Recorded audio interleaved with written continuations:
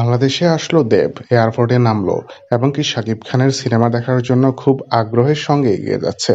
শাকিব খানের রকস্টার শুধু বাংলাদেশে না, বাংলাদেশের বাইরেও বেশ ভালোই পারফরমেন্স দিচ্ছে।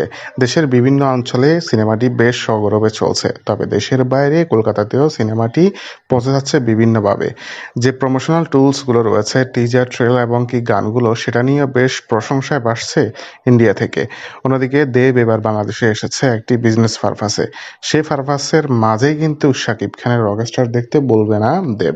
বাংলাদেশে আসছে তাই সিনেমাটি উপভোগ করবে। অন্যদিকে শাকিব খান এবং দেবের মধ্যে অনেক আগে থেকে ভালো সম্পর্ক। অন্যদিকে প্রিয়তমার মাধ্যমে ইন্ডাস্ট্রিতে পা রাখা ইদিকা পাল কিন্তু শাকিবের পাশাপাশি দেবেরও ফেভারিট নায়িকা।